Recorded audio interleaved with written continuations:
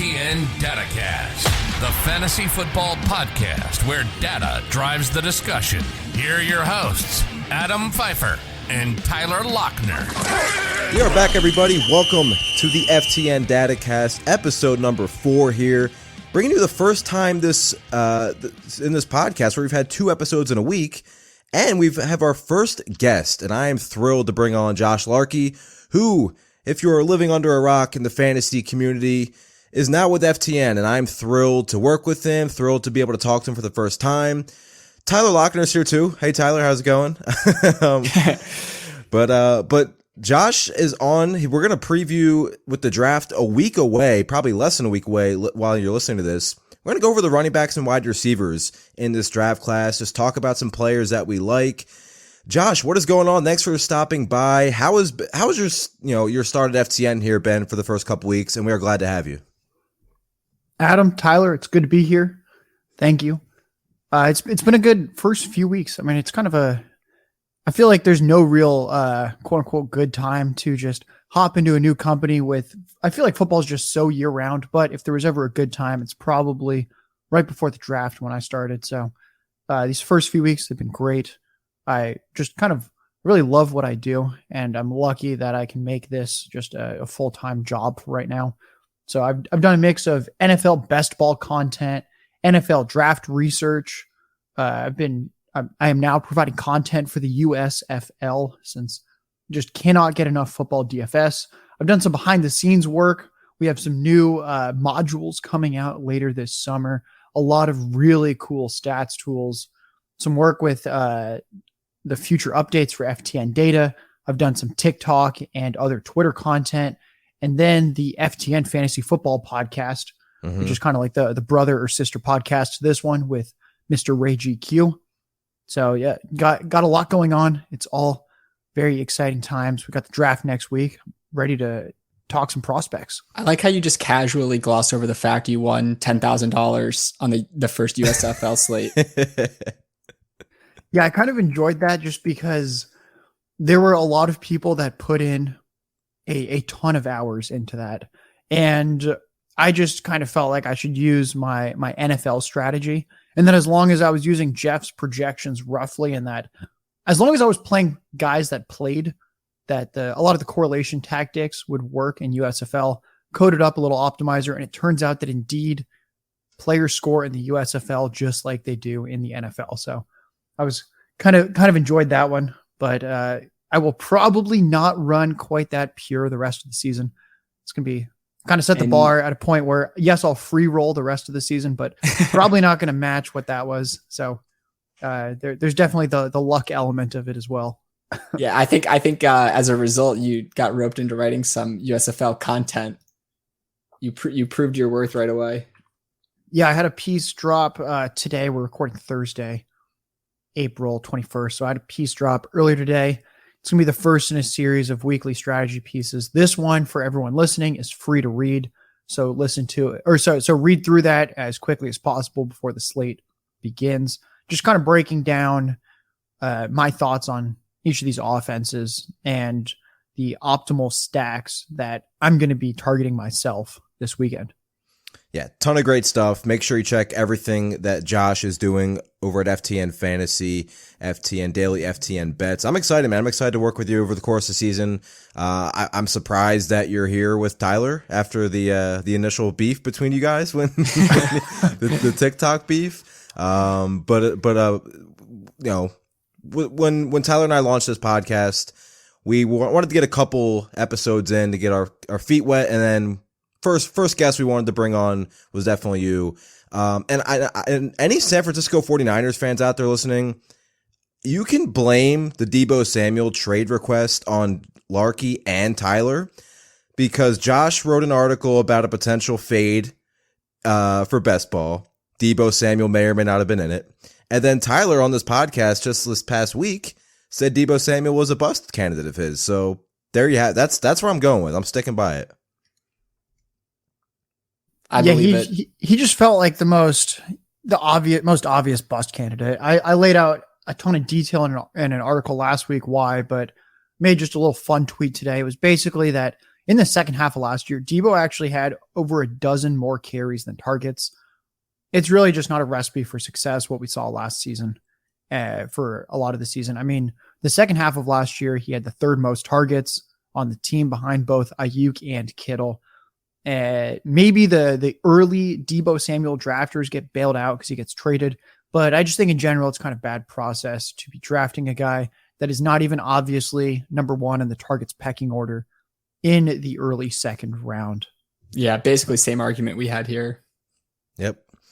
Let's get into the draft though. And I'm excited because, the draft is always super fun because you can, whether you like watching film or doing analytics or both, you can find the players that you are higher on than others. And it's just a fun process. And we have the draft, less than a week away now. Let's start at running back, where we have this, notion that this is a pretty weak class outside of maybe the top 2 or 3 running backs. Whether you have Breece Hall at RB1 or Kenneth Walker at RB1, for me, I'll kick it to you first, Josh, but for me, it's, I have Breece Hall first, but for me, it's not really like Breece Hall, large gap, then Walker, then large gap. I think you can easily put Breece and Walker in the same tier if you want, but where do you stand on this running back class, and who do you have as your RB1 between Breece and Kenneth Walker, assuming it's between those two? So yeah, it's between those two. I don't have any hot takes where I'm like, oh, it's actually random guy that half the audience hasn't heard of is my RB1. We're not going to go there. I actually have Breece Hall, though, in his own tier by quite a bit. So a couple of reasons why I prefer Breece Hall fairly significantly to Kenneth Walker. I'm sure most of you listening at this point have heard something about, oh, Kenneth Walker can't catch, yada, yada. Yes, that's a concern of mine that he had incredibly low receiving volume throughout his college career, both just the number of receptions and the actual reception share, target share. It was all incredibly concerning for trying to build a case for what his fantasy ceiling is going to be in the NFL. The other issue that I have is that he only had 1 year of college production. Yes, I actually talked about this earlier this week with Ray on our podcast, and I was like, wow, it's kind of crazy that Kenneth Walker transfers to Michigan State and rushes for over 1,600 yards. Unbelievable that he learned whatever it was in the playbook that he needed to learn to play running back at that level and be insanely productive. The one thing that I worry about, though, is that there is just this crazy talent disparity in college, game to game, between offensive line, defensive line, strength of schedule. And what worries me about Kenneth Walker only having 1 year of production is that we only have that 1 year with this one line, with this certain schedule. Whereas with Breece Hall, he had a certifiably rough offensive line, and he was still able to handle volume and be productive for 3 straight seasons. So I just think with Breece Hall, there's very little bust potential because he did it for 3 straight years. And he has a little bit more receiving upside because he had 734 career receiving yards in college, whereas Kenneth Walker's at 136. And then on top of that, similarly athletic, similar enough in size. The other issue, I guess, with Kenneth Walker, it's not that I hate the guy. He's still my RB2, but when you're going to be around the 210 range and probably not much of a pass catcher, it's really threading the needle, because if we look at the guys that are not pass catchers and very fantasy relevant right now, it's Derrick Henry, Nick Chubb. These guys are huge. They are not the 210 pound kind of hybrid, like not quite necessarily a bell cow size type back. So because of that, Kenneth Walker's pretty clearly my RB2.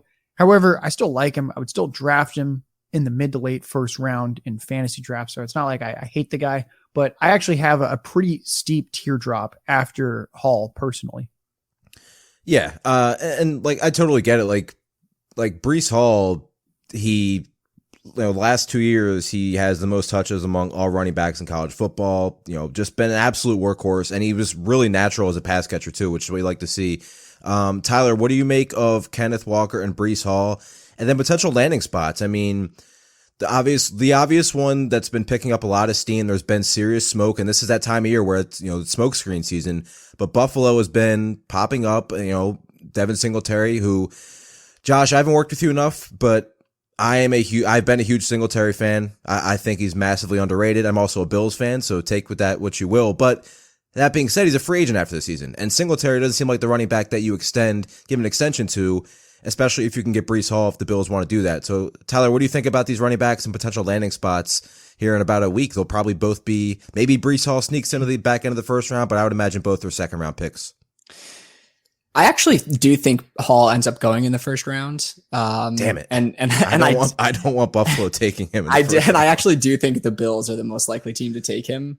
I don't know if it's going to happen, right? Like, it seems that GMs have really caught on that you don't really want to draft a running back. And Brandon Beane's about as round. sharp as it gets too. So like, I'd be pretty surprised, but like, if it happens, if the Bills are like kind of like a team, like they need some corner depth, but they're also a team that like doesn't have a ton of holes to where at 25, if Brandon Beane wants to, it's kind of like a luxury selection.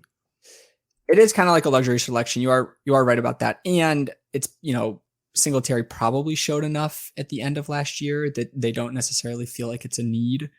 But in terms of Hall versus Walker, I do think Hall gets drafted first, and I do think he's pretty clearly the 1.01 in rookie drafts, maybe even in Superflex. I think you can argue that one, but it's just not a tremendous class overall. And I agree with everything Josh said. The only thing I would add is that to put a feather in Walker's cap is that he did average significantly higher average yards after contact than Hall over the course of his college career, despite being slightly smaller. But Hall is bigger. He's just as fast, more athletic at combine results. So it's pretty easily Hall for me first overall, but I do think Walker is a really good player, and potentially a really good fantasy player too. Like Josh said, we just don't know about the receiving skills. I don't know if it's because he couldn't do it or maybe he just wasn't asked to do it. I certainly think he's athletic enough though to be a receiver in the NFL. It's interesting. Jeff Ratcliffe gives the player comp. I don't want to give too much of Jeff's draft guide away. If you want to see Jeff's breakdown of all of the rookies, go check out ftnfantasy.com for Jeff's full rookie scouting guide. But the player comp he gives for Kenneth Walker is Josh Jacobs, which I think is interesting because in recent years, Jacobs has started to catch the ball more. Yeah. And like Kenneth Walker, obviously, smaller, but like, I also think he can handle a full workload. Like you mentioned his tackle breaking ability. He's tough to tackle, like especially the lower part of his body. And he obviously like the big play ability, like there was nobody in the class better than Kenneth Walker. He had 30 runs of 15 plus yards last season, first in the nation. I think he's gotten some comps to like Willie Parker with his size and speed combo, but I think he's able to take on a larger, like full workload more so than Willie Parker did. But I'm excited to see where both players go. I think Houston is definitely a candidate for both players. Buffalo, like the dream scenario for me would be Buffalo goes corner in round 1 and then Kenneth Walker in the middle or end of round 2. Josh, Buffalo, Houston, any other team standing out to you running back? I mean, Washington's apparently visiting with a new running back every day now, and Antonio Gibson truthers are just absolutely livid. The other one that comes to mind in terms of a fun fantasy landing spot that I think could happen would be Walker to the Chargers, because it was pretty clear last season they do not like Roundtree. They do not like Joshua Kelly. Justin Jackson is a free agent. And I think that would be a really, really fun duo of Walker and Eckler in the backfield. And the Chargers just desperately need more speed on offense. It's not that they're going to have a bad offense by any means if they didn't take any offensive players in the draft, but I know the receiver they're being linked to the most in the first round is Jameson Williams. Yeah, that's such a fun mock. If that would just be like the total nuts landing spot would be pairing up Herbert and his arm and willingness to take shots with Williams. So I think Walker round 2 could go somewhere like the Chargers if they trade back up, since they did lose that pick in the Khalil Mack deal. But I could see that happening where this is a team that is clearly just unbelievably all in for the next 2 years with that rookie contract with Herbert. And I think that would make their offense just very, very filthy to add that extra speed threat in the backfield. Yeah, I love that. We're going to talk about a couple more running backs and then get into the receivers because, per usual, the receiver class is pretty deep and extremely interesting. But 3 other running backs that we have in this outline are, I would say, most people have one of these two running backs as their RB3, either Isaiah Spiller or Rachaad White. Tyler, we'll start with you since you sniped Rachaad White for me in our FTN rookie mock earlier. But Rachaad White is very, very interesting. He has a very interesting skill set for fantasy because he was so good as a pass catcher, but also has the size to be an every down back. And watching his tape, like there was a lot of plays where it was just like, wow, he can kind of do a little bit of everything. Yeah, he does profile as a 3-down player, which is exactly what you want for a running back, from a dynasty perspective. I would rank Spiller over him. Like Larky said earlier, the 3 full years of college production from Spiller is a lot more than White's 1 to maybe 1.5 years of production. So if I'm comparing Spiller to White there, I think Spiller handily goes at least a half round. Yeah, the age is massive too, right? Like, it is. Yeah, Rachaad White's 23. He's gonna be 24 when the season starts. Spiller's the youngest. Pretty sure Spiller's the youngest running back in the class, right? 21. Yeah, there's that pretty much like 3 years. By the time the season starts. Mm-hmm. Yeah, that's a massive age gap. That is significant. That's a very good point. But White was awesome, though. I mean, he was like truly awesome last year in college. He ran for over 1,000 yards, 15 touchdowns, and he had 48 targets and 43 receptions for almost 500 receiving yards. So he averaged over 10 yards per reception through the air, which is pretty filthy. So both of those players' profile is 3-down backs. They have the skill set to do that. So White, he might not be as good of a dynasty player, but he could have an immediate impact if he lands in the right spot. Yeah. Larky, what do you think about the two? So I think that Spiller will probably go day 2. White still has the chance to slip to day 3. And I think if that happens, then I just have to go with the day 2 draft capital running back in Spiller. I think he's a pretty safe pick for your dynasty drafts. Just 3 years of production, incredibly young. He's going to do something at the NFL level. But if they both go, let's say they both go early round 3, I think I would prefer White in dynasty just because I think he has this pretty crazy upside case. Mm-hmm. He lined up out wide a really good amount last year. Partly why he had this over 10 yards per reception is that they were just throwing this guy out wide, sort of like what Le'Veon Bell's done in the past. Austin Eckler's lined up wide. A lot of it reminded me of when I was watching Kenneth Gainwell last year in college, what they did with him. They lined him up out wide a ton, and he was not only like linebackers didn't have a shot, but like he was getting one-on-one coverage against corners and still winning. Mm-hmm. Yeah, and White's he's big, he's incredibly athletic. So I think that just in terms of pure upside, if they got the same draft capital, I'd probably lean White just because I think that he has like top 5 to top 10 per season in his range of outcomes. And I think Spiller will be a little more difficult. But the way it's trending right now, I think Spiller is definitely the RB3, assuming that there is kind of that hefty draft capital difference and that you're looking at Spiller and like James Cook types in the 3rd round. And then it's like, oh yeah, Spiller definitely the RB3 in that case. The draft capital is a great thing to bring up for listeners who might not know. If a running back slips into day 3, their chances of being a fantasy relevant player for an extended period of time drops pretty precipitously. Right. So when you're doing these rookie drafts, you really, really want to target players that go in the first 3 rounds. Yeah, and there's often your exceptions, right? Elijah Mitchell last year, but it's studies like data shows like it's pretty rare for running backs drafted late in the NFL draft to have meaningful contributions for fantasy. Yeah, so I pulled up. I did some research on this last week, and I pulled it up. A little over 1 in 3 running backs that go in the 3rd round have pretty fantasy relevant seasons. And that number drops from it was 34.5% of running backs in round 3 down to 15% in round 4. So over a 50% decrease. And it really is. It sounds like one round, but it's actually a totally different day of the draft because day 2 is rounds 2 and 3. Day 3 is 4 through 7. And that all in all, it just seems like there's a pretty massive devaluing of those players once they hit round 4 for real life and fantasy. Yeah, I did a very similar study last year. I just pulled it up too. I don't know the time frame on this. Oh, actually, I did 20 years of look back on this. Fantasy RB1s were drafted in the first 3 rounds 79% of the time.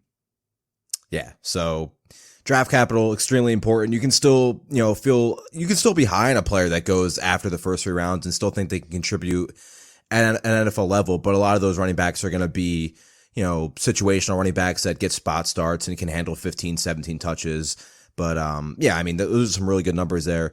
On Rachaad White, though, pass catching wise, 19% college target share was really, really impressive. He was 4th among all running backs in yards per route run. He made some plays where I was like, wow, this, he could be like Josh said, he has an outcome to have a serious ceiling. So if he and Spiller both go in the 3rd round, and I get, landing spot also, is dependent too, but I kind of do lean Rachaad White. I like him as a talent a little bit more than Spiller, but when you're talking about in, relation to fantasy, dynasty, all that stuff, the 3 years of production with Spiller, like you guys mentioned, and the age does give him the edge in terms of where you would draft them in a rookie draft. But as talents and just watching them, I do like Rachaad White a little bit more. Any other thoughts on these guys before we get to a running back that Josh absolutely wanted to talk about here, in Brian Robinson?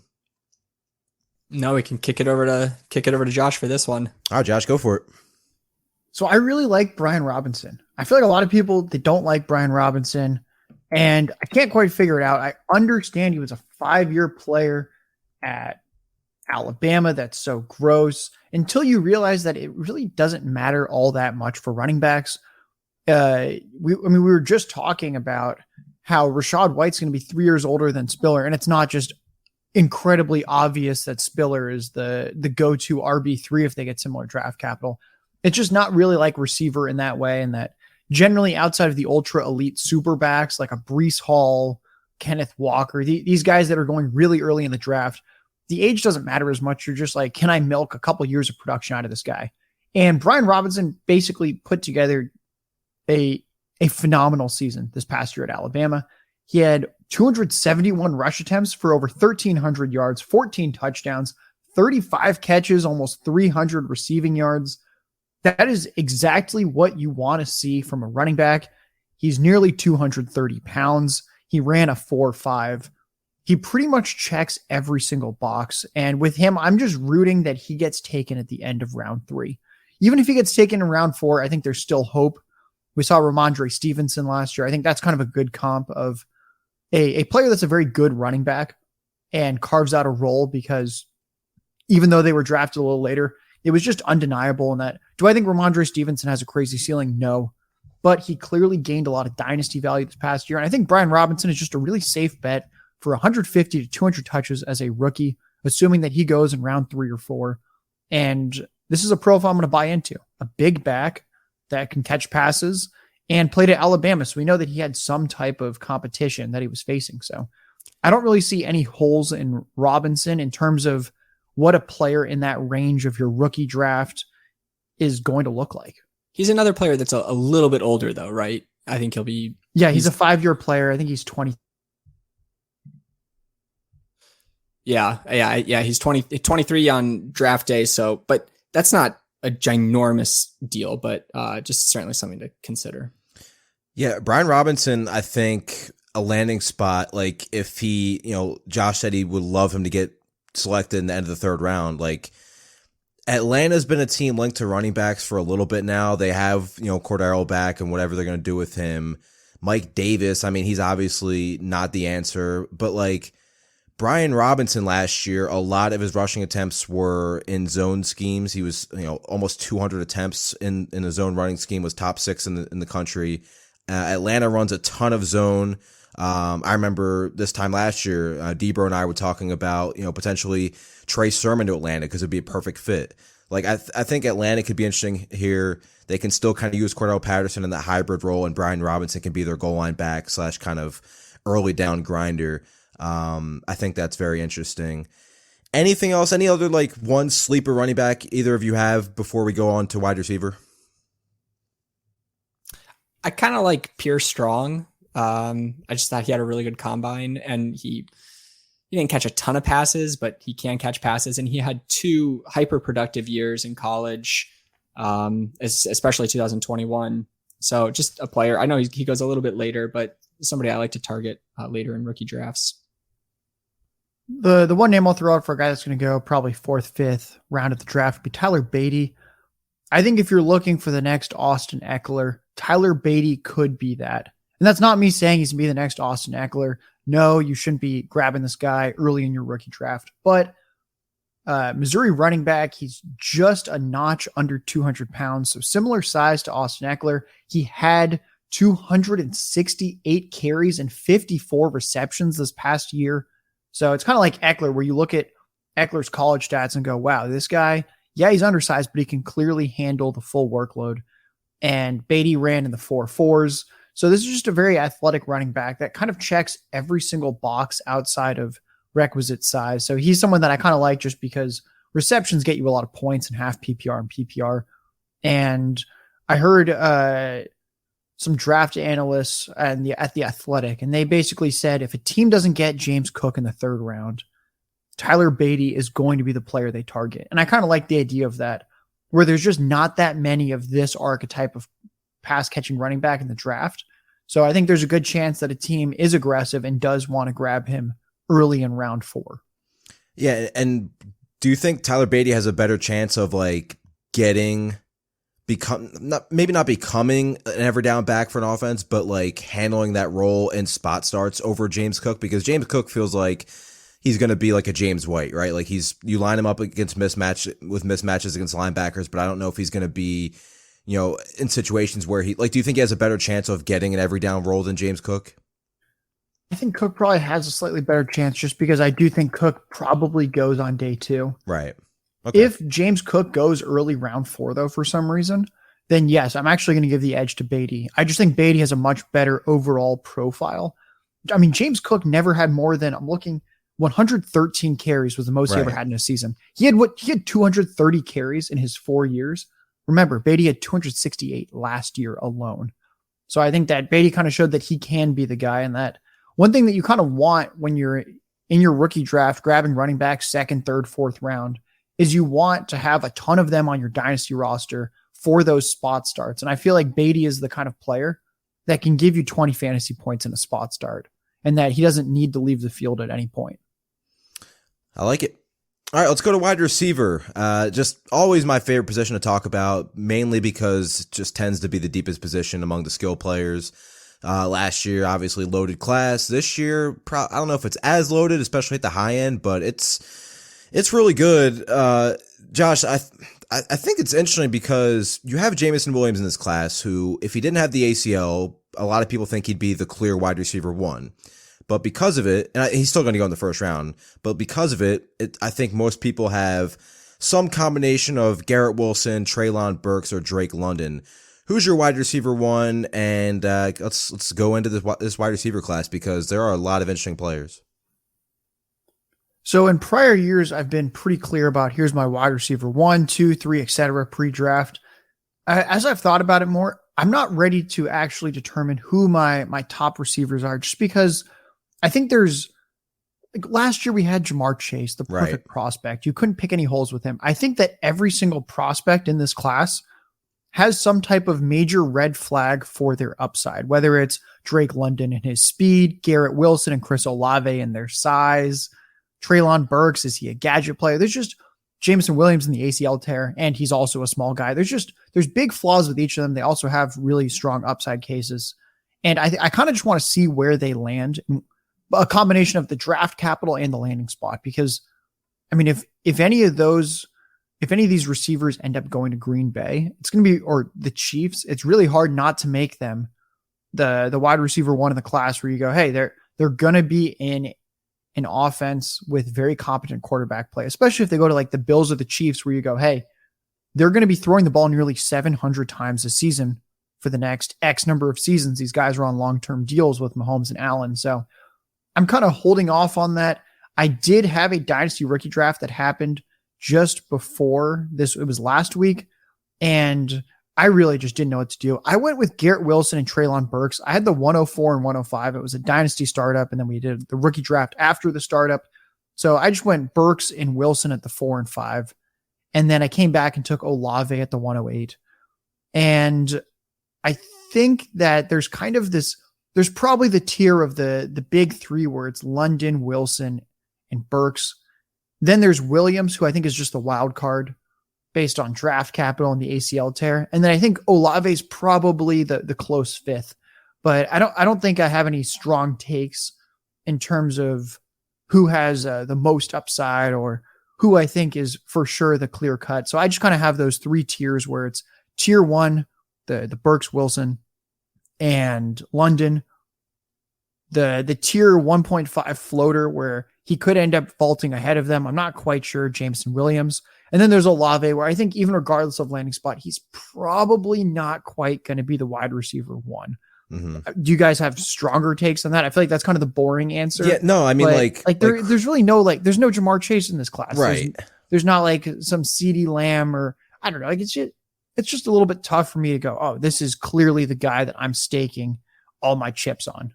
Yeah. And for me, Chris Olave is one of my favorite players in this class, but Chris Olave, and for me, when I watch wide receivers, I always gravitate towards the route technicians. Those are my favorite receivers to watch. So that's why I love Chris Olave. That's why I love Garrett Wilson. That's why last year I loved Amon-Ra St. Brown. But I'd be lying if I sat here and said Chris Olave has the highest ceiling. Chris Olave is one of those receivers that's probably not going to be great, incredibly great at anything. He'll probably just be very good at a lot of things. And I think that's the best way to kind of view him. Jameson Williams can step in, barring any sort of setbacks from his injury, and be a player that you just don't want to leave on an island. And he is going to be in that Will Fuller role where he opens up everything for your offense and can literally score on any play. Garrett Wilson, though, if I had to peg a receiver as my wide receiver one, it would be Garrett Wilson. Just kind of like I said, I tend to lean towards those route technicians. Garrett Wilson obviously, has the speed. When he puts his foot in the ground, whether it's in a route or after he catches a ball, it's insane his change of direction. So many times I'm watching his film and it's the second he puts his foot in the ground, the defender is already lost. They're already behind the play. So I love him. He's the best way to describe him is sudden. So I would lean Garrett Wilson. And then Drake London we'll talk about. I want to kick it to Tyler, though.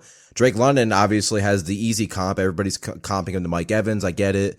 But he's the receiver that, he can be the touchdown scorer, obviously. And the more I think about it, I think he's going to go to the Jets. So depending on what you think of that landing spot will kind of impact your thought process and where you would rank these receivers. But Tyler, what do you think of this class? Who do you have your eye on, and what do you think? What do you make of the upside for some of these players? Because like we talked about, I think you can make the case for 4 different receivers as a potential wide receiver one. Like Larky said, yeah, you absolutely can. There is no Jamar Chase. There is no CeeDee Lamb.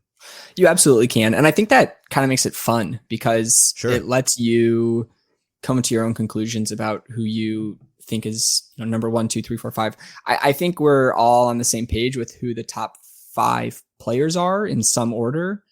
I also agree with Larky that no matter what order I put them in, Chris Olave is probably not going to be number 1 for me. Pre-draft, which I also agree with Larky on that this year in particular, it's not as useful as previous years to do pre-draft rankings. I feel like it's a little bit of an elitist take to be you have to do these pre-draft rankings. It's the only way to really know these players, but draft capital and landing spot really does matter a huge amount. So I know that's kind of stating the obvious, but I kind of feel like I've seen that thought. Unless you're Clyde Edwards-Helaire, then it just doesn't. I feel I think, we can have a whole podcast about him.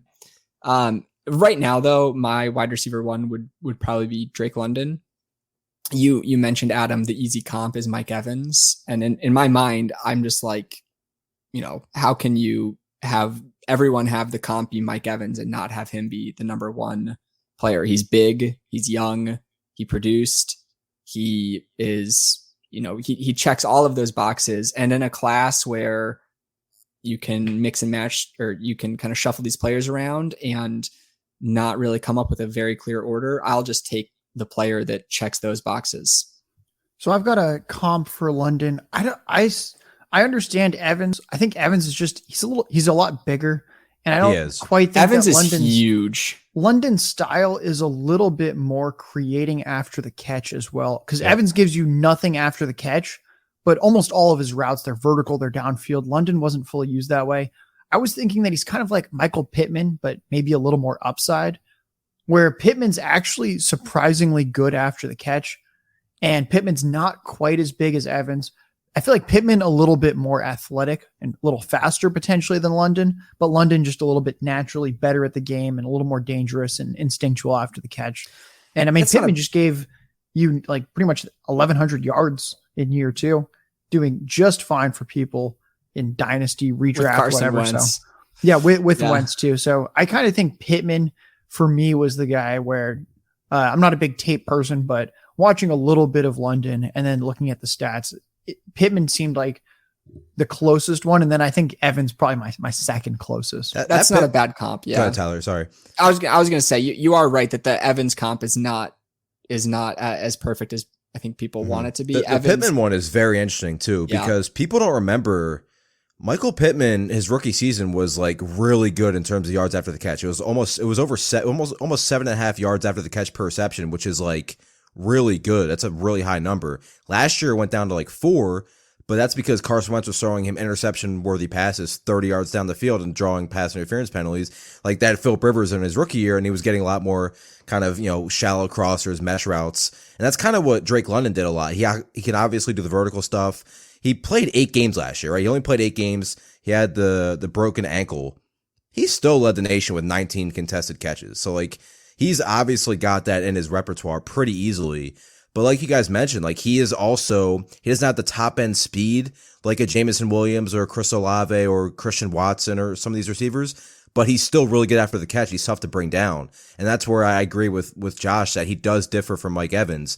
And like ceiling wise, you could easily make the case that Drake London is one of one in this class. But then there's also the mystery of Treylon Burks too. Like we didn't even talk about Treylon Burks yet, who I feel like he's been the most talked about receiver on Twitter in this class, right? It's either he's your wide receiver 1 or he's your wide receiver 7. I feel like nobody has him as like their 2 or 3. It's kind of interesting with Treylon Burks. Tyler, what do you think of Burks in his game? And is he, extremely raw? Is he going to be like Josh kind of alluded to? Is he going to be a gadget player or can he be this AJ Brown type player that he's getting comped to at times? Yeah, he's the ultimate Rorschach test, right? I think right now you kind of see people might see what they want to see with Burks. The comp that the current favorite comp is everyone's like, can he be used like Deebo Samuel? And I'm just going to go ahead and say no. I genuinely don't have a problem with him being ranked number 1 in the class. He's got really good size. He wasn't as fast, I think, as people were hoping he would be. But overall, the athleticism is not bad. He caught a lot of touchdowns on not a lot of targets. Last year, he had 88 targets, but 11 touchdowns and 1,100 yards. And he averaged over 16 yards per reception all 3 of his years. One thing that's really interesting is he was never an extremely highly targeted player in college. He had 58 targets, 65, and then 88. But what's really interesting is his role in the offense changed pretty significantly. He had his average depth of target in 2019 was 16.7. And then in 2020, it was 10.1. And then in 2021, it was 9.7. So 2020 and 2021, pretty similar. It was just interesting to see. Clearly, he's a versatile player, though, right? If they were able to use him so differently in 2019 compared to 2020, 2021, he's a player that can do a lot for a team. That makes him very valuable for fantasy. Yes, there's the potential that he's a gadget player, but people would say that about Deebo Samuel. People probably said that about Tyreek Hill early in his career. So that's not necessarily a bad thing. Landing spot will matter a lot for Burks, I think, to me, and like what system he's put in, what coach he's put with. If he can land with a creative coach and a good quarterback, that makes a huge difference for a player like Burks. One thing I'll also mention with Burks is that while his counting stats don't look great, he was in a really strange passing offense. And if you look at this past season and look at the next 4 guys on the list in terms of number of receptions, no one was within 42 catches of him. He had 66 catches last year. No one else had more than 24 on his team. And like the next 4 guys in terms of their next 4 receivers only had a slightly more receiving yards combined than he did. He had over 1,100. No one else on the team had more than 337 this past year. So he was kind of this unique stat line where he looks kind of like the super small school guys, where there's just one standout who's going to get drafted, and then everyone else, they're future accountants. So he's very interesting. I kind of thought that Garrett Wilson was, I feel like Garrett Wilson was like the safest receiver in this class in terms of, I don't think there's any way he fully busts. He's Right. I think he's just very safe, early to clear, separates at will type of player, very fast. So that's why in my rookie draft, at the 104, 105, I thought, you know what? I'm just going to take what I think is a guy that has crazy upside in Burks, and paired with someone like Wilson, where I think he has not quite as much upside as Burks, but that I think the floor is a lot safer. And I think Burks, the easy one, like you guys said, I think it's got to be AJ Brown in terms of someone where they just really want it and they can will their way to becoming a better route runner. Once the ball is in their hands, you don't really want to tackle them. Yeah. And that AJ Brown doesn't have the crazy 40 time either, but no one's catching up to him in the open field. And I feel like that's like Burks. AJ Brown feels like a player where it's like, measurables aside, on the field, he looks like the fastest player almost at all times, like 100%. Burks looked like that as well. Right. You do not look at AJ Brown and think, oh, there's a player that's going to take a few screen passes 70 yards, and he does it a few times a year. Mm-hmm. And with like Burks, it's kind of reminds me like the last year, like Josh has mentioned how he was just like, there was just really nobody else of quality at pass catcher for Arkansas. But it's kind of reminded me of like Rondale Moore when he came out, like his final season in college at Purdue. It's like they just like people were wondering if Rondale Moore could win down the field because he was just getting manufactured touches and targets from right around the line of scrimmage, just because they didn't have any other playmakers on offense. They just force fed the ball to Rondale Moore. I think Treylon Burks, like, landing spot, you guys mentioned, he could go 15th overall. He could go 45th overall. And I wouldn't be surprised. It just depends on the right spot for him. Like Tyler mentioned, a creative play caller, a good offense. What do you guys think would be some good landing spots? I mean, the obvious teams that are going to be linked to receivers for the next, week and a half, Green Bay, Kansas City, Buffalo. I think Chicago is going to be a team we'll talk about in a little bit with some of these second round receivers, because Chicago does not have a first round pick, I don't believe. But Tyler, what do you think of landing spots for Treylon Burks? And I guess any receiver we talked about, right? Wilson, Olave, Jameson Williams, they haven't touched on much, but like, it's kind of obvious, right? Just massive, best deep threat in the class, can just take a 70-yard touchdown and beat you over top any play. Well, okay, so landing spots for Burks specifically. I mean, all of these teams, it's funny, I have been writing these articles, I think you guys are writing them too, on team needs and our wish list for certain divisions. The 49ers could use a receiver good after the catch. All of a sudden. I did.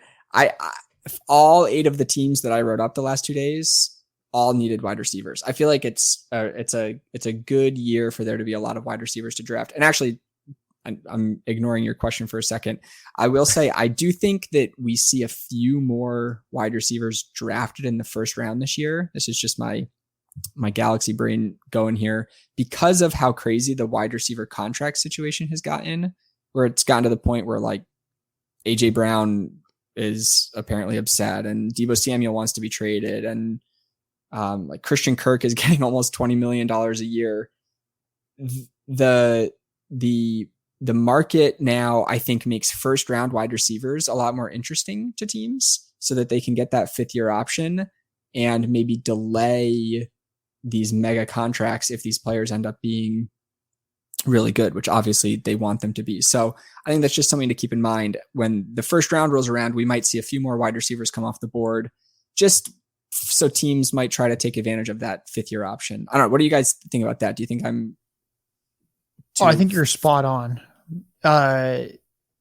Even though I think that's kind of why, we'll talk about them a little bit, but guys that are kind of definitely a tier below who we've talked about before, I think Dotson, George Pickens. That's why these guys are Skye Moore are still getting first round buzz. I think it's purely the contract, and that, it's pass happy NFL, but if wide receivers were getting 10, 15 million on the open market instead of 20, I think there's just a pretty clear demarcation where after Olave, it's like, all right, these are guys that are now going to go in the second round. And I think why they're getting pushed up is that you get that 5th-year option. And next, it's like, wow, I can cost control this position that's skyrocketing in terms of what the AAV on these free agent contracts is.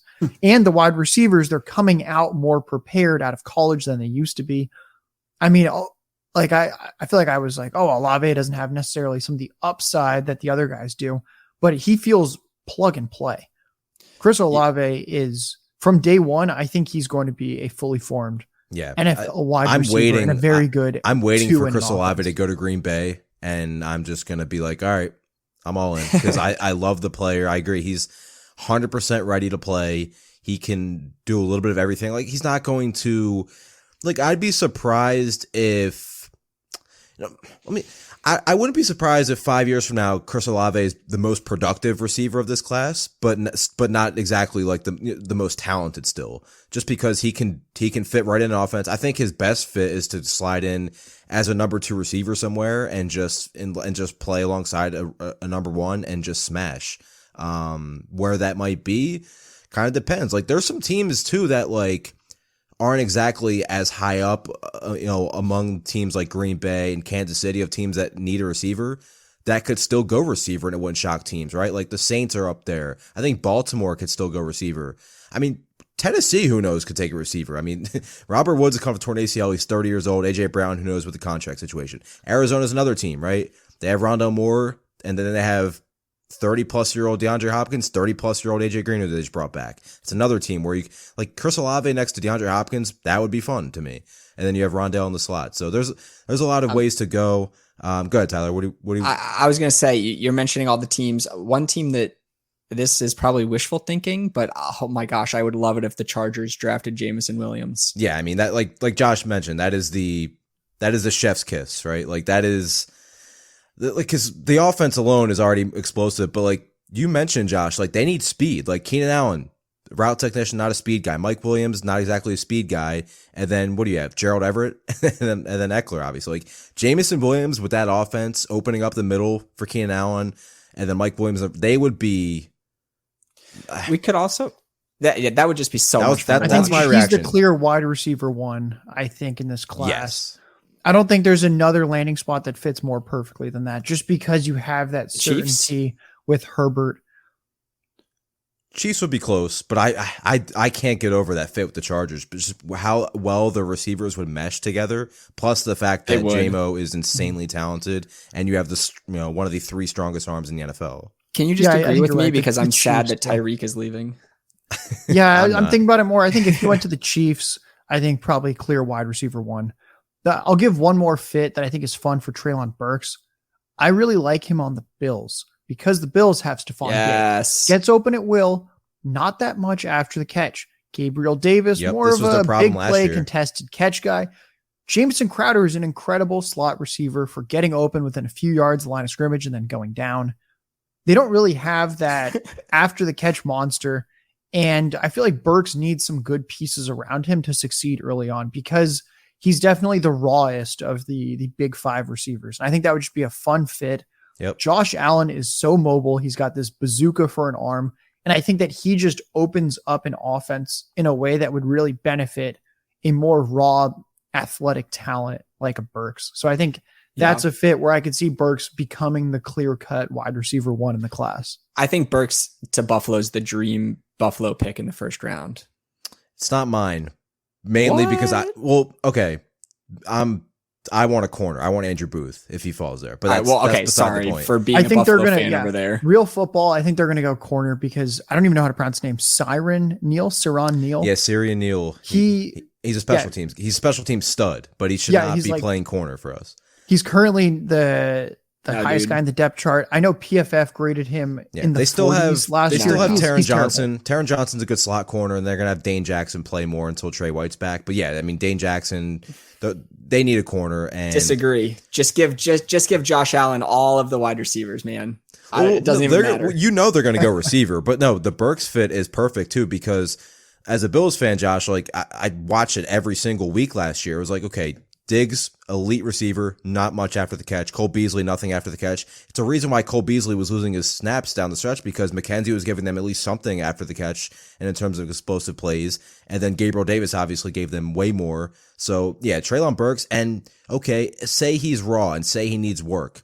It's a perfect spot to be in. You're not even the number 3 on the team, and you're playing alongside one of the best receivers in football. So the more I think about that, that is an awesome fit for Treylon Burks. And he would be right up there with, depending on some other spots, like it'd be tough to ignore that upside and potential. And again, Buffalo's a team I always talk about for Dynasty. They're locked in. Josh Allen is locked in. Coaching staff locked in. Brandon Beane locked in. Like, they have their pieces locked in for the future. And Treylon Burks would then be a part of that. Yeah, I feel like I've generally been not a huge landing spot guy historically, and I've kind of warmed up to playing more of the landing spot game in Dynasty when there's that young elite quarterback where, yes, there's a lot of kind of neutral destinations, but I think why we keep bringing up the Chargers, the Bills, the Chiefs is that they have Bengals. They have these elite young quarterbacks where, I mean, the reason that Jamar Chase is such a crazy Dynasty asset is, one, his profile, and two, that he's tied to Joe Burrow for year after year after year. And right now, Josh Allen, there's Diggs, but I mean, Diggs isn't a young receiver.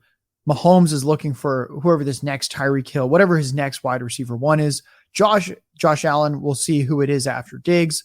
Burrow, he has Jamar Chase and kind of T. Higgins. And I feel like those types of setups, when you can get a receiver that's going to mature with the quarterback for the life of their first contract, and if they're good, then play into their second contract. I mean, someone We're goes seeing to it right now with Gabriel Davis to an extent. He wasn't the same level prospect as these guys were talking about, but just, that's proof right there. And if Treylon Burks is better than Gabe Davis, then you should be just as excited, if not more. Oh yeah, Gabe Davis would have literally zero dynasty value if he was on the Jets or some other mediocre offense. And I think that's what you want in dynasty, is that kind of value insulation. I mean, we've seen it with Clyde Edwards-Helaire. Clyde Edwards-Helaire is still on dynasty rosters. And I think a lot of the reason that people aren't fed up and just dishing him out for late seconds is because he's on the Chiefs. Right. He was the clear pick over Jonathan Taylor, who was at every moment of their collegiate career a better player. But one went to the Chiefs, one went to the Colts. And I'm sure at the time Marlon Mack was there. It was pre-Achilles injury. But landing spot clearly dictates a lot. Sorry, Tyler. No, you're right. I was just saying ouch to drafting Edwards-Helaire over Taylor. But I mean, Edwards-Helaire also went in the first round. So there was the draft capital component there. And there was the storyline of Mahomes, Andy Reid saying, Pat, who do you want? And he wanted Clyde. So it's a lot of pieces, a lot of narratives. Let's close out the receiver discussion with a handful more of receivers that are, like you guys mentioned, any one of these players could sneak into the first round. I think maybe not Jahan Dodson, possible, I guess, but Christian Watson from North Dakota State, George Pickens from Georgia, Jahan Dodson from Penn State. Josh, let's start with you. Who do you want to touch on first from these receivers? I mean, upside for days, especially for Christian Watson after that, pre-draft process he's had. Yeah, I'll actually add one more name there. I think Skye Moore is the Skye Moore's on my list. Sorry, who could sneak in there to potential either late. I saw your round TikTok on Skye early Moore. round 2. Yeah, I think each of these 4 guys is interesting. Right now for me, George Pickens is the guy that if I was on the clock in a rookie draft and those 4 were on the board, I think I would lean Pickens just because I think that he has the most upside as a prototypical alpha-sized wide receiver who was insanely productive as a freshman. He's had a lot of injury issues, but we also know that he has that dog mentality. He returned from an ACL tear in under 9 months in college football. And not only would that be impressive if he was in the NFL, but I think the other thing to think about is not only is he returning faster than an NFL player, he's not getting the resources for his recovery that an NFL player is going to get. He's not some NFL wide receiver. Like when OBJ tears his ACL, he's putting in hundreds of thousands of dollars into surgery, recovery, whatever is needed, he's going to be paying for. Pickens didn't have that. And I think it just kind of shows the guy's got this ridiculous work ethic. And yes, it's nice to see players get better as they go throughout college. But I also think with someone like Pickens, you can go, well, the talent's there. And yeah, it would be nice if he showed that natural progression and didn't have the injuries. But on the flip side, he was dominating competition that was older and more physically developed than him. And I think he, to me, is someone that looks like the type of receiver that can ultimately be one of these perennial wide receiver ones in fantasy. I don't think it's as likely, but I think that he has this much more in his range of outcomes than the other three, where you look and it's like a DeAndre Hopkins where you go, oh yeah, for a 6, 7, 8 year period, this guy's giving you 1,200 plus receiving yards. Yeah, no, I absolutely love Pickens in this tier 2 group. You kind of touched on it, but his breakout age in college was younger than any other wide receiver in this class. And breakout age is usually a pretty good indicator of talent at the next level. He never caught that many passes. I think I have it in front of me. He maxed out at 49 receptions in college.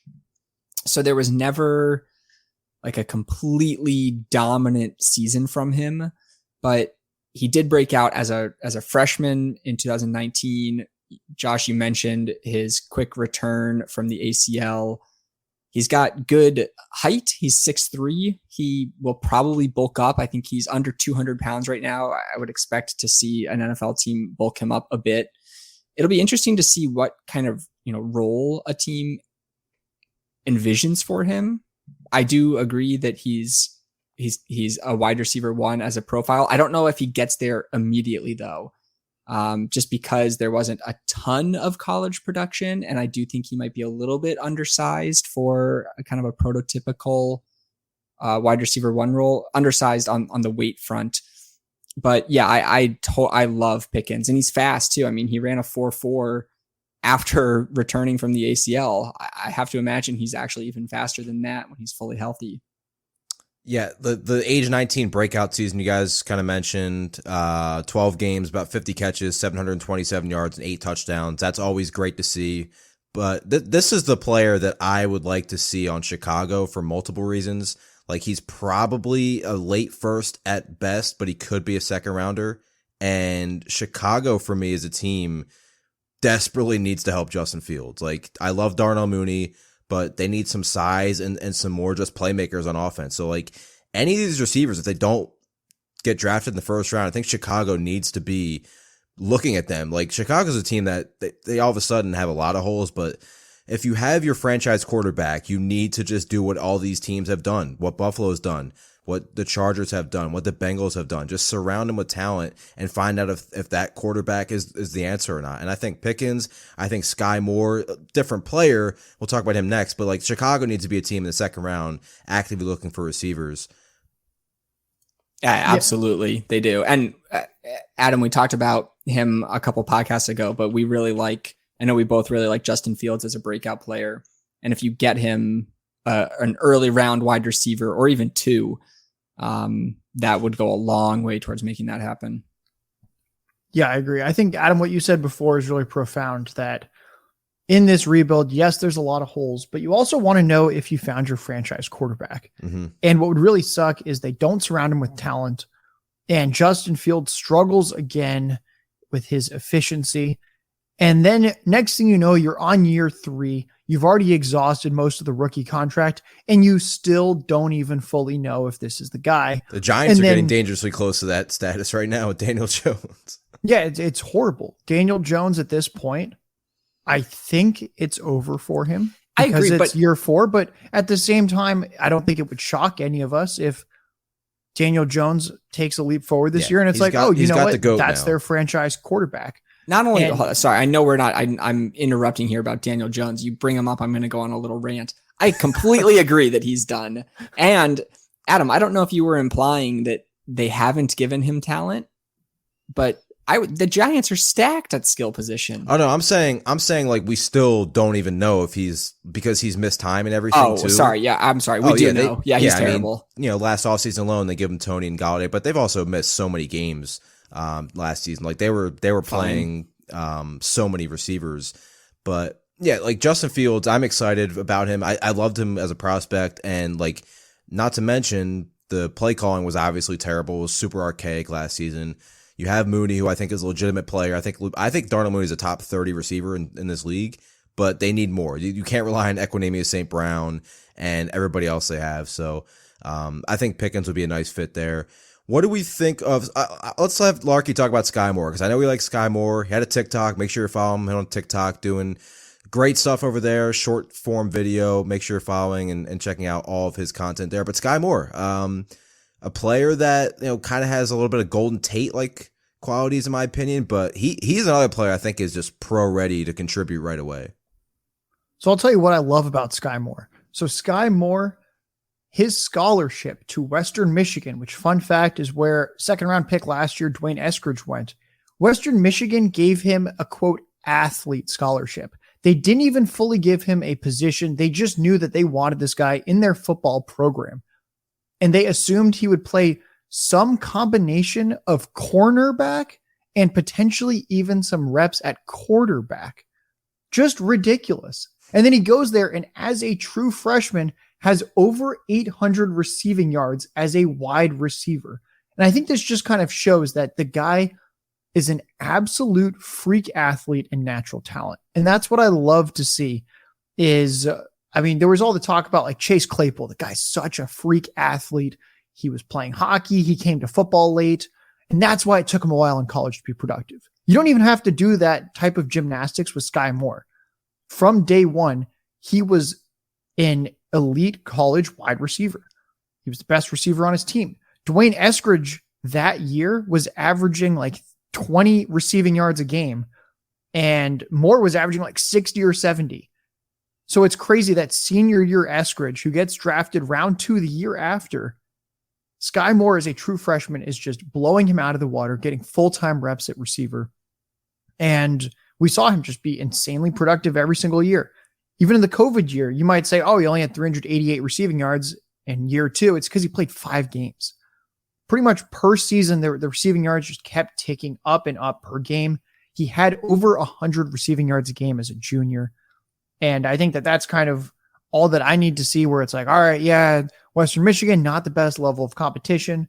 Yeah, he's only 5'10", 5'11". However, he's a hefty build. He's nearly 200 pounds.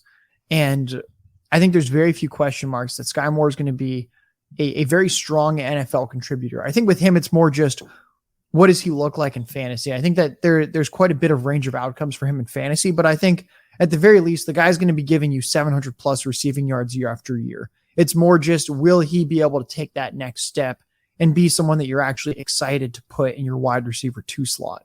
So Larky, here's obviously you love Moore. That was an awesome segment. I don't have much to add to that, but I do want to ask, because we've been doing this rookie draft with the FTN staff, and you drafted at the 1.10 spot. Adam, I'm spoiling a little bit of your article here, but you drafted at the 1.10 spot, Josh, and you took Pickens before Moore. So I'm assuming you have them ranked there. Do you want to? Because I do think people will. On draft day, those 2 players will be people that they're deciding between. So you want to talk about your process there a little bit? I just kind of felt it was an upside case. I think Skye Moore, definitely a safer profile to do something, just because he doesn't have the injury history like Pickens, and he just had more production when adjusting for the team environment, when just looking at raw counting stats. But I think with Pickens, there is, because of Pickens' size and some of his rare ability and how he has some of the best hands ever, that I think Pickens just has that true wide receiver 1 upside. I don't think Skye Moore is ever going to be a fantasy wide receiver 1 candidate. Yeah. So for me, that's why I think Skye Moore is just an absolutely amazing real life NFL receiver. And I think he's going to be useful in fantasy. I just don't think he's necessarily someone that you're going to be clamoring to scoop up in trades. And it's like, oh, this is the wide receiver 1 I need for my team. But I think Pickens has that in his range of outcomes.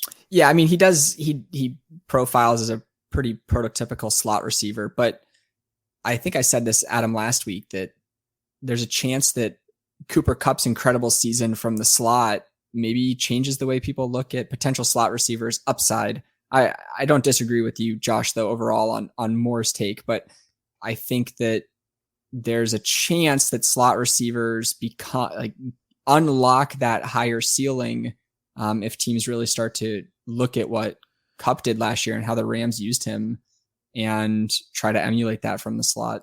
My prediction, and let me ask you guys how you would rank and view Skye Moore in fantasy if this comes to fruition. I think he's going to be a member of the Indianapolis Colts by the end of the weekend or next weekend. I just think it makes too much sense. They need somebody opposite Michael Pittman that can win in different areas of the field. I think Skye Moore can be that player that they can play in the slot, but Skye Moore also played outside too. It's not like he only played inside, and they need somebody opposite Michael Pittman in the worst way. They've had salary cap. They've had a ton of cap the last couple off seasons and have done nothing to address wide receiver. T.Y. Hilton is obviously no longer there. Paris Campbell has had trouble staying healthy. I would love to see Skye Moore on the Colts. I like the fit. I like that a lot. Yeah, I like the fit. I could also see him going to the Packers if he makes it there in round 2, depending on what they do in round 1. He could go in round 1 to the Packers. That is true. Very easily. That's true. Yeah, I mean, we were talking about this earlier. More more receivers might go in the first round. So he's certainly one that could slip into the end of the first, which is right where the Packers are picking. All right, 2 more receivers and we'll get out of here. This has been absolutely awesome. Christian Watson, just the pre-draft process for him has been very good. I mean, just 4.3 40, 4.3 640. The speeds, like everything in terms of, 6'4", 208 pounds with that 4.3 640. And you watch his film at North Dakota State, and there were so many plays where he's 15 yards of separation down the field for a 50-yard touchdown. Now, the reason he's not the consensus easy top 3 receiver is there are some concerns, right? The drop rate was over 13%, which drops definitely tend to be overrated, but he did have some issues with drops. Didn't always play to his size at 6'4", and kind of mistimed a lot of his jumps on deep and contested targets. But I mean, the stock is clearly rising for Christian Watson. Josh, what do you think of him as a player? And I mean, you talk about these receivers and these running backs. We want upside in fantasy. We want receivers that can get us 20 points on a given week. Christian Watson definitely feels like the player that can do that. So I'm going to rain on the parade a little bit. I feel like so far we've really liked all these wide receivers. Go for it. I don't love Christian Watson. I think he's going to be the next Marquez Valdes-Scantling, the guy that is 6'4", 6'5", just over 200 pounds, absolute freak athlete. I think MVS was in the mid 4.3s as well, and doesn't really play like he's that size. Yep, I agree with that assessment. Definitely. I think he's just always going to be the quintessential better and best ball player where you don't really know when he's going to have the 20-point week.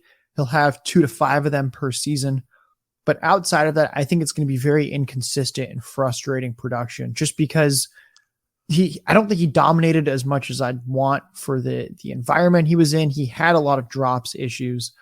And I just think it's asking a lot to envision a team at the NFL level running an offense enough through him that he's fantasy relevant more weeks than not. So for him, he's someone where I look at the production profile, I just think, you know what, how is this not the next Marquez Valdes-Scantling? And then the other name that comes to mind is how is this not the next Miles Boykin? Kind of for like the floor case.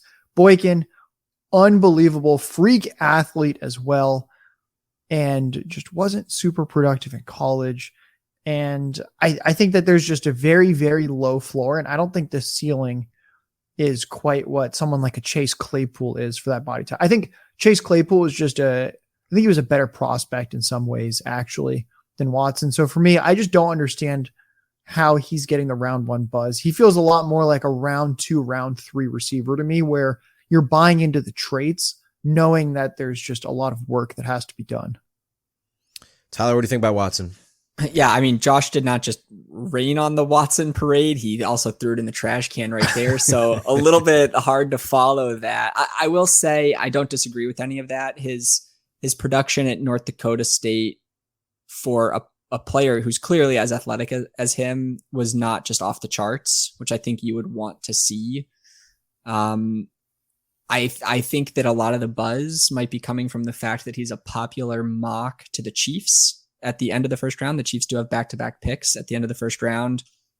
And once Tyreek Hill left, everyone started mocking a wide receiver to him. And recently I've seen a lot of Watson to the Chiefs. So he's a player where landing spot might make a big difference. If he goes to the Chiefs, obviously I'd become a lot more interested. I certainly do not disagree, though, with the overall take that better and best ball might be what we are saying often with Watson, and that his college production was not what we would want to see given the level of competition. But from a purely athletic profile, he really obviously jumps off the page. And so if there's a team that thinks that maybe not a team, but if you're a believer that he's raw and will continue to develop, that's certainly possible. I will say he's a little bit older than some of the other prospects. He'll be 23 by the time the season starts. So I do like Watson. I think he's a top 10 rookie wide receiver from fantasy in this draft. It's hard, I think, to rank him outside of the top 10 in this group, but I think he's closer to 9th or 10th rather than closer to top 5 or 5 or 6 where some people might have him. Totally fair. All right, let's close it out with Jahan Dodson from Penn State. Dodson was clearly the focal point of Penn State's passing offense. Ton of targets, the clear wide receiver 1, really good hands, strong route runner. Not quite on the Garrett Wilson and Chris Olave level to me, but I think he's another player that I think is more of a second round pick, but he showed a lot at his time at Penn State. Now he's a little bit undersized, 5'11", 180 around there, but solid 40 time. Josh, thoughts on Jahan Dodson? Any landing spots that stand out to you, and could he contribute for fantasy right away? So with Jahan Dodson, I think the upside case for me is I think that he could be the next Deontay Johnson type player, where Deontay Johnson, he was better on special teams than Dodson, but Dodson did play some special teams. He played it well. Both very productive wide receivers and kind of play a little bit bigger than they are in terms of their stature, because they're both built very, very slight for a wide receiver, yet have that ability to play both inside and outside. I think that Dodson could play potentially in the outside in the NFL. And if he can, then I think that Deontay's ceiling gets unlocked. So I think that there's some excitement there with him. I think he kind of has a wide range of outcomes as well, because Deontay was one of the few small receivers that was putting up like mid-tier wide receiver 1 numbers last season. But I think it's also downside volume, right? Like he's been not exactly the most efficient receiver, and a lot of that's the offense he's in. But if Jahan Dodson gets the volume Deontay Johnson's been getting the last 2 years, he probably posts the same numbers or very similar. Yeah, I think so. I think Dodson can do that, but I think the issue is that this type of smaller receiver historically, we just haven't quite seen get that role. And I think that's why someone like Skye Moore, I don't necessarily know if he has the upside of Dodson's. I think some of Dodson's traits with just how big he plays for his size are very special. But I think that someone like Skye Moore being nearly 200 pounds at the NFL level, it really just makes a difference. We just don't see that many receivers Dodson's size that are fantasy relevant. So I think with him, it's a little bit more of a flyer. I kind of think it's like Pickens, Skye Moore, Dodson, and then Watson, a pretty clear step behind them. But like you said, I think Watson's still like that wide receiver 9 in the class, where after Watson, I think then there's like the next tier drop to the other guys, kind of why we're not even talking about them on this podcast. So I think Dodson's a fine player, someone that I think like round 1, round 2 turn in rookie drafts, happy to push the button on him. But I don't see him as necessarily like a sure thing for fantasy. One thing that's interesting about Dodson is he kind of profiles, if you just look at some of his tape and height and weight, as just a pure downfield threat. But his average depth of target really was not that deep. It started deep early in his collegiate career. He was at 14.9. And then it went down to 12.7. And then last year it was down to 11.3. So I do think that lends credence to the fact that he's not just a downfield threat, right? Like he can make plays all over the field. But the size is certainly a concern. And I think I do think though, he'll end up with really good draft capital. I could certainly see him going towards the end of the first round. And if he doesn't go in the first round, I would be pretty surprised if he lasted too long in the second round, because the teams drafting at the top there, all need wide receivers. The Lions, the Jets, the Texans, the Jets again, the Eagles. I don't think if he doesn't go in round one, I don't think he survives that gauntlet there, and he gets picked up by one of those teams. So from a fantasy perspective, you're probably hoping that he goes at the end of the first round, so he ends up on a slightly better team. I could see him going, if he goes in the second round, I think Cleveland at 44. Cleveland's a team we haven't talked about today, but they have Amari Cooper, and then, Donovan Peoples-Jones is their wide receiver 2 right now. That's a very good point. I think Cleveland's a team in there. You mentioned the Jets. I think I think the Jets would be better off just going Drake London with one of their first 2 picks, because he kind of fits what Zach Wilson does. But yeah, Jahan Dodson, if you put him in the right situation, like, he's got great hands, and like you mentioned, like, he's doesn't have the greatest size, but he doesn't. It's kind of like the opposite of Christian Watson. Like, he plays to Christian Watson's size almost at times when the ball's in the air. So I like him as a player. He's, I would prefer. I think Pickens and Skye Moore have higher ceilings, but he's right in that range for me. I think he could be, like Josh said, I think he could be borderline late 1, early 2nd in not only rookie drafts, but in the NFL draft as well. Anything else before we get out of here? It's been a little bit long, but this has been great convo, and it's exciting times. We are less than a week away from the draft. I'm going to give one more landing spot for Dotson. I think you could go to the Texans, because the Texans, they have Davis Mills. They're trying to figure out, is this a potential franchise quarterback? Because if so, it's an absolute steal. Yeah, they're in the same situation as Chicago, right? Like we talked about, a ton of holes, but they also don't sound like they're going to address quarterback in this draft. So let's see what Davis Mills has for a full season, because he showed signs last year. Yeah, I think it's actually a perfect landing spot, because you get Davis Mills, who seems like he's good enough. After Brandon Cooks, that's pretty much it. Nico Collins, clearly not a volume receiver. So you get someone that's competent enough at quarterback. It's a terrible defense. They're going to be passing a lot.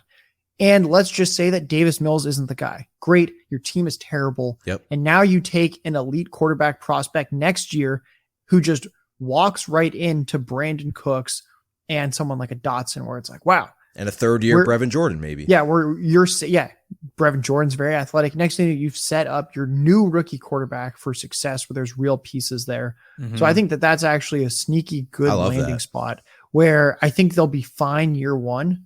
And then year 2, it's either, okay, Davis Mills is the guy, great. Or now we're taking a very, very talented quarterback prospect in 2023.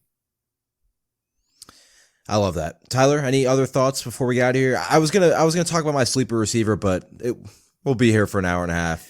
There's so many receivers to talk about. I'll just mention this one's not really a sleeper. I think everyone kind of loves the potential, but I'm hoping Wan'Dale Robinson ends up going in the 3rd round instead of slipping to the 4th, just so he gets that draft capital and maybe gets a little bit more opportunity in the NFL. But he was pretty dynamic last year. He had 104 catches for over 1,300 yards.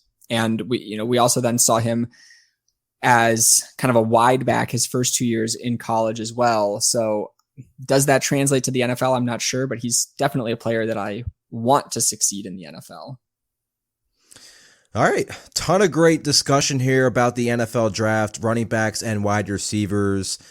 This is going to be a fun week. We're going to have a ton of content draft related over at FTN Fantasy, all that great stuff. We'll be doing, Tyler, I believe you and I will be doing a live blog during the draft. So that'll be fun, talking about some fantasy takeaways and some overall takeaways from the selections.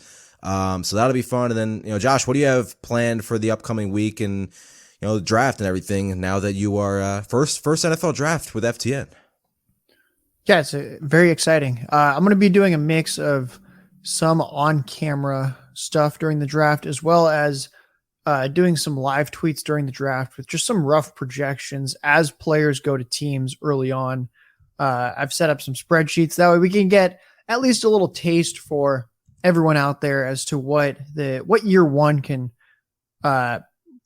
look like in a kind of an average outcome for these players. So I'll have my hands full, as I think all of us will during the NFL draft. It's a very exciting time for anyone that's involved in the football industry. I feel like this is like our Christmas during the off season. It is the NFL draft week. So I'm excited for it. Tyler, any closing thoughts before we get out of here? No, this is an exciting week. This class is super interesting because there's very few quarterbacks that people are hyped about. I think that's why we talked a lot about running backs and wide receivers. But from a fantasy perspective, I think people really like breaking down running backs and wide receivers. And if you're doing rookie drafts or anything, this is probably the year to, just load up on wide receivers in particular, because of all of the position groups, that is the strongest one. Well, it'll be a fun week. We'll have a ton of content, like I said, at FTN Fantasy and all that great stuff. And Tyler and I will be back next weekend recapping some of the stuff from the NFL draft and how it impacts fantasy football. I want to appreciate and thank Josh once again for not only joining the show, but being the first guest of the FTN Datacast. Was great stuff. Welcome back anytime. Make sure you're listening to the FTN Fantasy Football Podcast with Josh and Ray GQ. It's great stuff, and it's just one of the many great podcasts we have in the FTN Podcast Network. So for Josh, for Tyler, I'm Adam. Have a great week. Enjoy the NFL Draft, and we will see you next time.